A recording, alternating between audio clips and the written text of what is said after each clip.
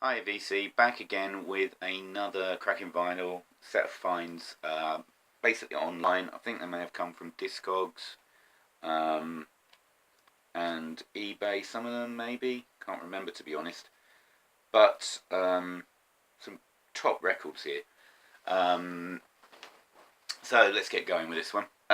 Here we've got the Skids, and I think this is this their last album or is there one after this? I can't remember to be honest.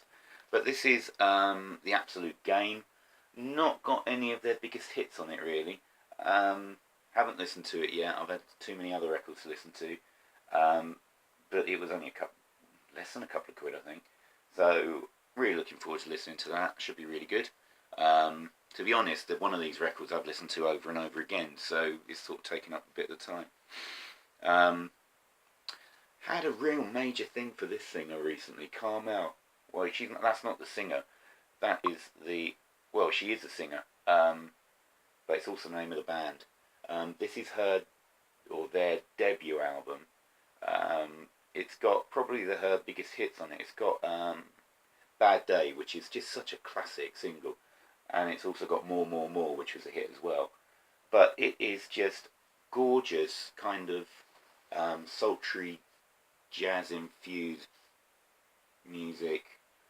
Very 50s in style, but it's so moody, so it's just a fab to listen. Always got time for a bit of Carmel. What's next? I'm sorry, I saw this for 50p. I had to get up just because of where I live.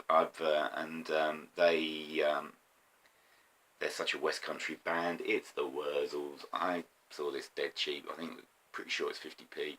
It's got I'm a Cider Drinker on it. I drink cider all of the time. But it's got Drink, Dice Your Cider Up. It's got Rock Around the A38. Morning Glory. I mean, I just find them really funny. I guess it's being down in Devon why I find them so funny. So many double entendres. It's real Benny Hill style songwriting, but I do like them. They're just great. The Wurzels. I also picked up a CD of theirs when they did covers of things like Ruby and released quite recently I think, and it's great. Ruby's such a brilliant song, but I think I might even prefer their version. Next one, Ancient Beatbox. I picked this up, I started listening to this on Spotify because Sheila Chandra, who was the singer in Monsoon, who I've now got a couple of singles by, I'm still looking out for their debut, sang on one track, and I heard that and I thought it was great. And then I listened to the whole album on Spotify, and it's really good. Kind of folk, world music from all over the place. It's on Cooking Vinyl. World music, but integrated with kind of hip-hop beats and all kinds of beats. Really good album. I really enjoyed listening to this. Cover's a bit battered, but then I got it for, I think it was another 50p job. Pretty decent vinyl. Just like that. So really chuffed that I saw that. So cheap. Blooming cover won't go back in. I've got this on CD, but I picked it up on vinyl as well. Rain Dancing, which is Alison Moyet's second album. It's got Week in the Presence of Beauty. Is This Love? Without You. Low Wind Blow. It's great. I just love her voice. I think she's absolutely brilliant. Absolutely brilliant. Cheesy pop alert. It's 5-star. If you've seen my videos regularly, you know I've got a bit of a soft spot for this lot. I still can't explain why. I just like the music. This one's got Rain or Shine on, which is probably my favourite single by them. It's also got Can't Wait Another Minute. I don't know why I like this a lot. I really shouldn't. Who gives a fart? and I thought she was pretty lovely as well. So there we go, that's 5 star, enough said. This next one is directly inspired by Headley. Fat man with a beard talking about records. And it is Charley Pride, fully realised. He talked about this at length. It's a reissue of 2 albums he released on the Smash label in the 60s, and it is great. I mean, he does sound like he wanted to be Elvis on a lot of the tracks, but it's kind of that rocking country soul mix, I think. Would that be the best way of describing it? But it is a smashing record, really brilliant. Just a great record. So pleased I got a copy of that, because Headley just really inspired me to get that one. I really like this album next. It's Nick Heywood's debut solo album, North of a Miracle. I think songwriting on this is really good. I don't know whether he wrote his own tracks or not. Obviously better known as the lead singer of Haircut 100. It's a really good pop record. Blue Hat for a Blue Day, Whistle Down the Wind, Take That Situation, Day It Rained Forever. Just really enjoy listening to this. It is quite different from Haircut 100. It's much more, or sort of acousticy, not acousticy, but singer-songwriting, I guess, would be the best way of describing it. But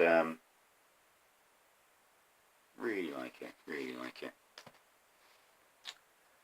This one I discovered on Spotify, and it is great, really good rocking. It's Dion, or Dion DiMucci. Nearly got his name right. Obviously more famous as being Dion from the 50s, but he was still making records way into the 80s. I think this is, in fact, even beyond that. When was this released? It was released in 89? Yeah, 89. It's really good. It's a really good album. It's sort of like New York City rock. I think it's quite inspired by Springsteen a bit. And, it's produced by Bryan Adams. I guess that's the Bryan Adams. And I'm just looking at the players on here.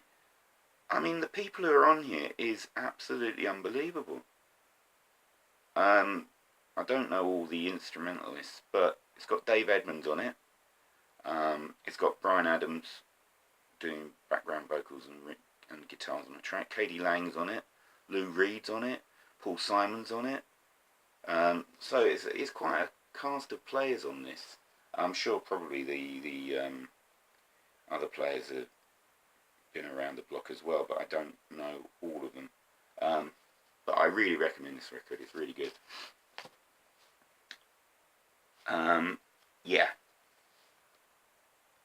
The next record I had on CD, Japanese issue, that I bought in about 92, 93. 93? It would have been 93, 94, actually. But I'd heard about them before and I always wanted to check them out. And the CD I bought, it is one of my top 10 records. It is just an outstanding album. I finally got it on vinyl. It is Big Chief, and this is Mac Avenue Skull Game. It's released on Sub Pop. There we go. Ooh, there we go.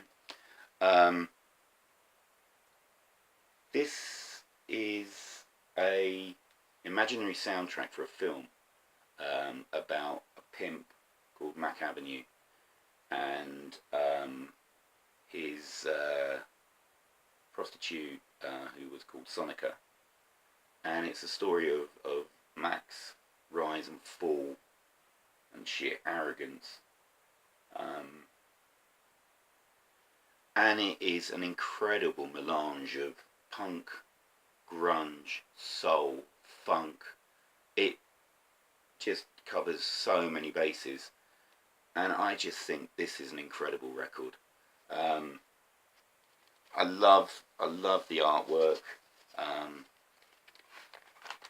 It came with a slightly dog-eared poster, but you can see the kind of artwork, like the corners have come off. It's that way around.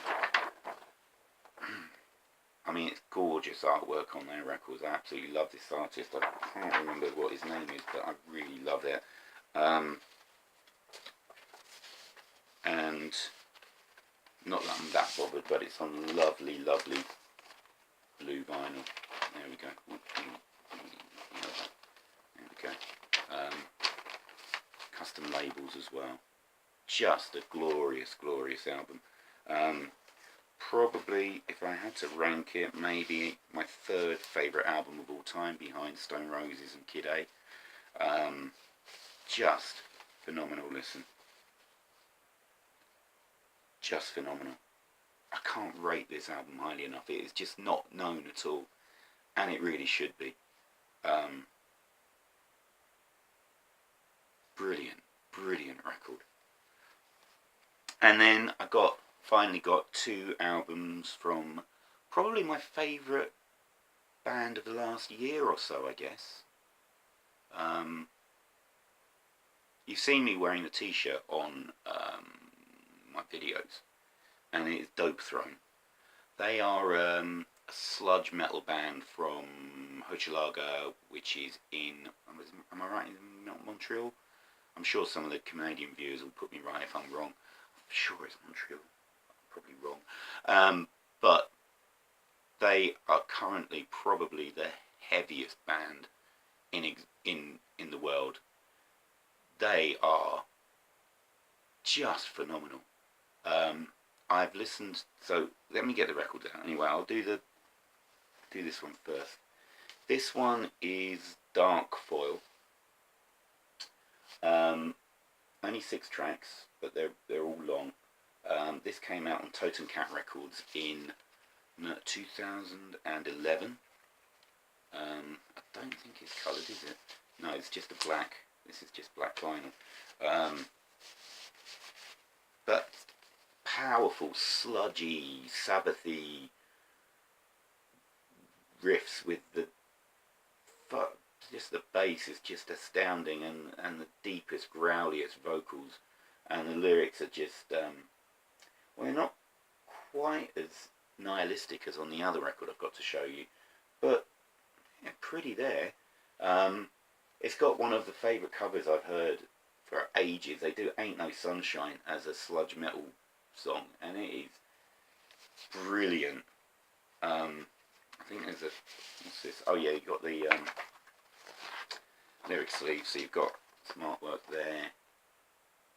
Probably should be doing that really, but I'm a bit late. Picture of the band there,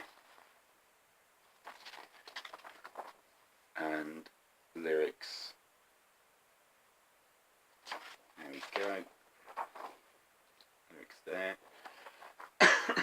And Dope Throne are Vincent, Vic, and Borman, just a trio, but they, honestly, I can't say how much joy I get out of listening to this lot at the moment. Just fantastic. And then probably my favourite, this is going straight into my favourite albums of all time, this is dope. This is Hochelaga, named after where they come from. You've seen the t-shirt. It is a 3rd pressing. Bought it new from Totem Cat. I wanted to splash out on this. I just wanted this so badly. And it's a right step up from their other stuff. Oh, you can go onto their Bandcamp page, and currently, I think you still can download all their albums for free at the moment. I think that offer's still open. Pretty sure. This is just the production on. They've taken a right step up. It's. I mean, I talk about the production, but it's not really produced. It's just they've kind of pulled their sound together, so it just seems tighter.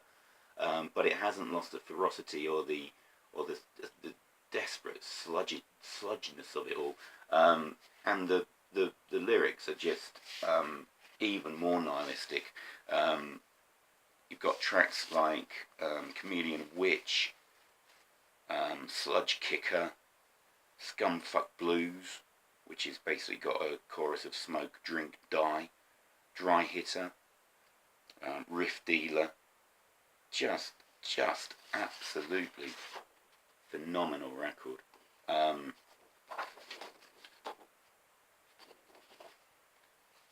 It is a magnificent record, and I really can't get enough of this, and this is why I haven't listened to all the other records yet, because I've just played this over and over again. I know this record inside out, and it's on gorgeous red and black vinyl. I think it's picking up okay there. Just a beautiful, beautiful record. Just absolutely adore this. Just fantastic. Absolutely fantastic.